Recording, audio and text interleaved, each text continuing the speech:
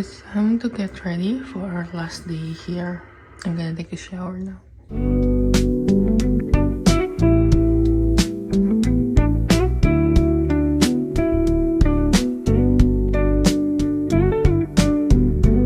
We're at the airport.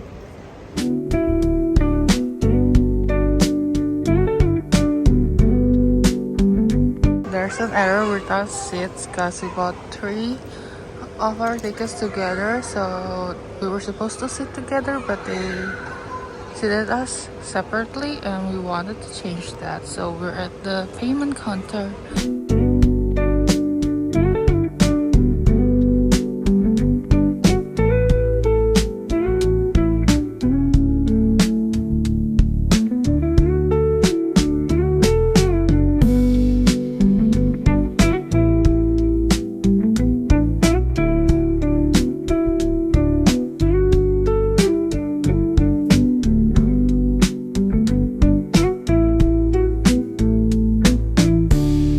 Guess where we're going.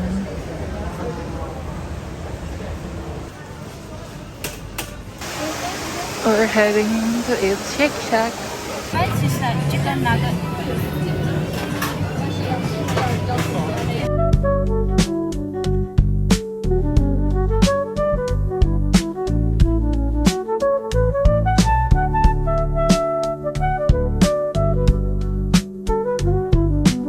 We're inside immigration. We're already in, and I got $89 back from GST refunds, and we're looking for some liquors to bring home.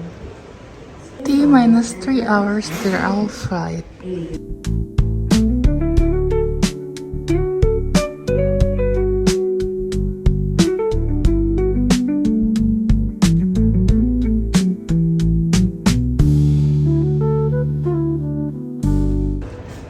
They're calling my name, but I gotta go.